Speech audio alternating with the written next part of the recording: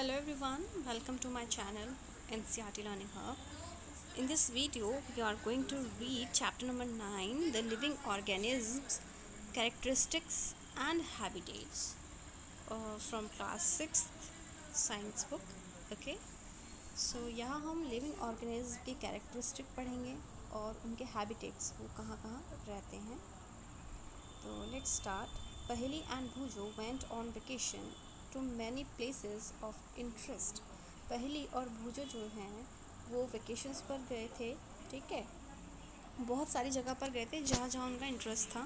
One such trip took them to the river Ganga in Rishikesh. एक trip ऐसी थी उनकी जो वहाँ कहाँ पहुँचे, वो जाकर रिवर गंगा इन ऋषिकेश में रिवर गंगा पर जा पहुँचे. They climbed the mountains of the Himalayas. वो हिमालयाज पर चढ़े. Where it was very cold, जहाँ बहुत ठंडा था. They saw many kinds of trees on these mountains. उन्होंने वहाँ माउंटेन्स पर बहुत सारे ट्रीज़ देखे, लाइक ओक के, pines and deodar, very different from the ones near their home on the plains. जहाँ प्लेन में वो रहते थे उनके कंपैरिजन में उन्होंने डिफरेंट प्लांट्स देखे जो बिल्कुल अलग थे. इन येट अनदर ट्रिप, अभी तक उनकी जो दूसरी ट्रिप थी, they travel to Rajasthan and moved on camels through the hot desert. Rajasthan travel किया था जिसमें वो कैमल्स पर घूमे थे हॉट डेजर्ट्स में. They collected different kinds of cactus plants from this trip. और इस ट्रिप से उन्होंने कैक्टस प्लांट को कलेक्ट किया है different. Finally they went on a trip to Puri and visited the sea beach. अब वो कहाँ पहुँचे थे? पुरी पहुँचे थे और सी बीच पर गए थे जहाँ डॉटेड विद कैसुआरिना ट्रीज, जहाँ उन्हें कैसुआरिना ट्रीज मिले थे. While recollecting all the fun, जब वो ये सब चीज़ें कलेक्ट कर रहे थे, that they had on these trip, जब वो इन ट्रिप्स पर थे, अ थॉट स्ट्रक दैम. उनके दिमाग में एक थॉट, उनके विचार आया. All these places were so different from one another. सभी प्लेसेस जो थी वो एक दूसरे से बिल्कुल अलग थे. कुछ कोल्ड थे, कुछ बहुत ही ठंडे थे, कुछ बिल्कुल सूखे थे और कुछ में ह्यूमस थी. And yet all of them had many organism. और बहुत सारे इन जगह पर बहुत सारे उन्हें लिविंग क्रीचर्स भी दिखे थे, अलग अलग तरह के. They try to think of place on earth. वो सोचने लगे एक जगह इस पृथ्वी पर कि where there may not be any living creatures, कि ऐसी कौन सी प्लेस होगी इस पृथ्वी पर जहाँ पर कोई भी लिविंग क्रीचर नहीं रहता होगा. वो जो thought of places near his home, अपने घर के पास के लिए वो सोचने लगे कोई ऐसी जगह है जहाँ कोई इंसेक्ट नहीं है या लिविंग क्रीचर नहीं है. Inside the house he tried the cupboards. अपने घर के अंदर कबर्ड्स के नीचे सोचा उसने. He had thought that there may not be any living organism here, but he found one tiny spider. उसे सोचा शायद कबर्ड के नीचे भी कोई नहीं होगा, लेकिन फिर भी उसे कबर्ड के नीचे एक स्पाइडर मिल गया. Outside the home too, even घर के बाहर भी उसने सोचा ऐसा. But there did not seem to be any place. But उसे ऐसा कोई जगह मिली ही नहीं जहाँ कोई लिविंग क्रीचर नहीं रहता हो. ठीक है. पहली started thinking and reading about far away places. पहले अब क्या करने लगी, सोचने लगी, रीड आउट करने लगी बहुत दूर दूर जगहों के बारे में. She read that people have even found tiny living organism in the opening of volcanoes. Even उसने ये भी पढ़ा कि जो खुले वॉल्केनोज हैं वहाँ पर भी एक क्या है, टाइनी लिविंग ऑर्गेनिज्म रहते हैं. नाउ 9.1 में आप देखेंगे, देखो फिगर 9.1 में दिखाया है सर्च फॉर लिविंग ऑर्गेनिज्म. क्या कर रही है भूजो और पहेली? सर्च आउट कर रहे हैं बुक्स में पढ़ कर कि लिविंग ऑर्गेनिज्म के बारे में. Organism and the surroundings where they live. Organism और उनकी आसपास की जगह के बारे में पढ़ने वाले हैं कि जो वहाँ रहते हैं. Another thought that occurred to Paheli and Bhujo was about the kind of living organisms that were present in different locations that they had visited. उनके दिमाग में एक और विचार आया कि किसके बारे में, kinds of living organism, living प्रकार, यानी कि लिविंग ऑर्गेनिज्म के प्रकार के बारे में, किस तरह के होते हैं जो क्या हैं लोकेशंस में, डिफरेंट लोकेशन में डिफरेंट पाए जाते हैं. एंड जहाँ जहाँ वो घूमे थे उन जगहों के बारे में. The deserts had camels. उन्होंने पढ़ा और उन्होंने देखा भी जहाँ जहाँ वो घूमने गए थे उन्हें कहाँ जहाँ वहाँ पर कैसे कैसे एनिमल्स मिले थे. ठीक है. द डेजर्ट्स, तो उन्होंने रिमेंबर किया कि डेजर्ट गए तो वहाँ उन्हें कैमल मिले. माउंटेन्स गए तो उन्हें गोट्स एंड याक मिले. पूरी हैड सम अदर क्रिएचर. पूरी में अलग क्रिएचर थे, crabs on the beach and such a variety of fish being caught by the fisherman at the sea. and then there did seem to be some creatures like ants that were present in all these different locations. और ये भी पाया कि इन different locations पर ants भी पाए गए थे. The kinds of plants found in each of these regions was so different. और उन्होंने ये भी पाया कि जिन जिन जगहों पर वो घूमने गए थे उन जगहों पर अलग प्रकार के पेड़ पाए गए थे, हर क्षेत्र में अलग अलग तरह के. What about the surroundings in these different regions? What they were seeing? क्या वो भी सेम थी surroundings? तो एक्टिविटी 1 दिया हुआ है. Let us start with the forest. जंगल से शुरू करते हैं. Think of all the plants, animals, objects that can be found there. Plants, animals, objects के बारे में सोचने के लिए कह रहे हैं. और उसके बाद क्या कह रहा है वो आपको, एक list them in column 1 of table 9. Table 9.1 आपको दिया है, उसमें कॉलम 1 में आपको लिस्ट आउट करने के लिए कह रहा है. लिस्ट थिंग्स क्या, things, animals and plants found in the other regions that are also shown in the table. You can collect the examples scattered through this chapter to fill table 9. इस chapter के through help से भी आप इस table 9.1 को complete कर सकते हैं. Discuss with your friends, parents, teachers to find more examples to fill the tables. You can also consult many interesting books. आप बुक लाइब्रेरी में जाके पढ़ सकते हैं. द टॉक ऑफ एनिमल जो जानवरों के बारे में बताती है, प्लांट्स के बारे में, मिनरल्स के बारे में अलग अलग जगहों पर. यही कह रहा है वो आपसे. ये देखिए टेबल 9.1 देखिए. Animals, plants and other objects found in different region. पहला क्या है, जंगल. इन द फॉरेस्ट क्या मिला, माउंटेन पर क्या मिला, डेजर्ट में क्या मिला, सी में क्या मिला, और कोई जगह है तो वो भी बताओ. तो ये टेबल फिल करने के लिए आपसे कहा है. अब आते हैं हम 9.2 हैबिटेट एंड अडेप्टेशंस. हैबिटेट जहाँ वो रहने लगते हैं, अडेप्टेशन जहाँ वो अपने आप को क्या कर लेते हैं, उस जगह के अकॉर्डिंग ढाल लेते हैं. What do you find from the plants and animals listed in activity 1. आपको क्या मिला प्लांट्स और एनिमल से जो एक्टिविटी 1 में दिया हुआ है ना. यहाँ देखिए आप, एक्टिविटी 1 हमने अभी पढ़ी है ना, यही बताया ना टेबल 9.1 में. आप से टेबल 9.1 के बारे में डिस्कस कर रहे हैं. Did you find a large variety in them, कि आपको बहुत सारी वैरायटीज़ में. Look at what you have entered in the column for the desert and the column for the sea in table 9.1. आपसे कह रहा है कि आपने जो टेबल 9.1 में डेजर्ट और सी वाली कॉलम फिल करी है उसे बताइए. Did you list very different kind of organism in these 2 columns. क्या आपने इन 2 कॉलम्स में डिफरेंट काइंड ऑफ एनिमल्स या ऑर्गेनिज्म को लिखा है. What are the surroundings like in these 2 regions. Mountain और डेजर्ट और सी की बात कर रहे हैं वो यहाँ पर. डेजर्ट और सी में आपने किस तरह के एनिमल्स पाए हैं, वही आपसे पूछ रहा है कि वहाँ सराउंडिंग कैसी थी, दोनों क्षेत्रों में बिल्कुल सही सेम थी या अलग थी. In the sea plants and animals are surrounded by salty water. आप जिस सी वाले एरिया में गए होंगे वहाँ आपने जो एनिमल्स और प्लांट्स देखे होंगे वो ज़्यादातर कैसे वाटर के आसपास दिखे होंगे आपको, सॉल्टी वाटर के.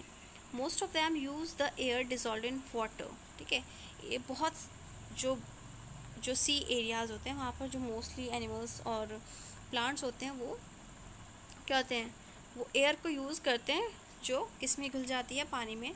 There is very little water available in the desert. और डेजर्ट में सबसे कम पानी होता है.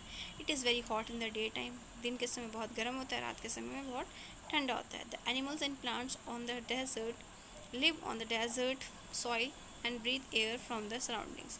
डेजर्ट की सॉइल में रहते हैं और वहाँ पर जो हवा चलती है उसी के थ्रू उसी सराउंडिंग से ब्रीथ आउट करते हैं, ब्रीथ इन करते हैं. The sea and the desert are very different surroundings, and we find different kind of animals and plants in these 2 regions, isn't it? जो sea है, जो desert है, वो क्या है, दोनों आप बहुत अलग हैं. उनकी सराउंडिंग्स भी बिल्कुल अलग होती हैं.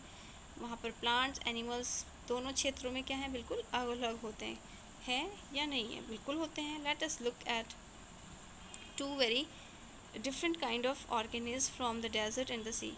अब ये आपसे कह रहा है कि चलो 2 ऐसे हम ऑर्गेनिज्म ले लेते हैं डेजर्ट से और सी से और उनके बारे में पढ़ते हैं कि क्या है. ठीक है, एक तो उन्होंने ले लिया है कैमल डेजर्ट से और सी से ले ली उन्होंने फ़िश.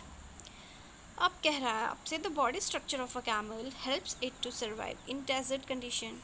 जो कैमल का स्ट्रक्चर बना हुआ है वो इस तरह से बना हुआ है कि वो उसको डेजर्ट की जो कंडीशंस हैं वहाँ रहने को हेल्प करती है. Camels have long legs. उसकी लंबी लंबी टांगें जो उसकी मदद करती हैं रेत में चलने के लिए, है ना. उसकी सैंड में जो हीट होती है दिन के समय उसकी बॉडी जो है बहुत ऊंचे रहती है, जिसकी वजह से उसको हीट नहीं लग पाती है। दे excrete small amount of urine, और ये कम यूरिन करते हैं, वॉशरूम कम करते हैं। Their dung is dry and they do not sweat, वो क्या आते हैं, ड्राई रहते हैं, स्वेट पसीना भी ज़्यादा नहीं आता है। Since camels lose very little water, वो बहुत कम पानी लूज़ करते हैं अपनी बॉडी से, इसलिए वो बहुत दिनों तक डेजर्ट में बिना पानी के रह सकते हैं। अब बात कर रहा है वो आपसे, let us look at different kind of fish. Some of these are shown in figure 9.3 देखेंगे। There are so many kinds of fish, but do you see that they all have something common about their shape. आपने देखा है कि जो fish हैं वो अलग अलग तरह की होती हैं, लेकिन आपने देखा होगा कि इन सब में एक चीज़ कॉमन होती है, वो है उनकी shape. All the ones shown here have the streamlined shape that was discussed in chapter 8. Chapter 8 में मैंने आपको एक्टिविटी पढ़ने के लिए कहा था फ़िश के बारे में, उसकी स्ट्रीमलाइन शेप के बारे में। तो अगर नहीं पढ़ा है तो एक बार जाकर उसको पढ़ें। दिस शेप हेल्प्स जो स्ट्रीमलाइन शेप होती है वो उनकी फिशेस की मदद करती है पानी के अंदर। फ़िश हैव स्लिपरी स्केल्स, उनके जो स्केल्स होते हैं वो क्या होते हैं, स्लिपरी होते हैं। These scales protect the fish and also helps in easy movement through water, और यही स्केल्स उनकी मदद करते हैं पानी में स्विम करने से, ठीक है ना। Fish have flat fins, fish की फिन्स जो होते हैं वो बहुत फ्लैट होते हैं। Tails that help them to change directions, और जो उनकी टेल होती है वो उनको डायरेक्शन चेंज करने में मदद करती है, और पानी में उनका बैलेंस बॉडी का बनाए रखती है।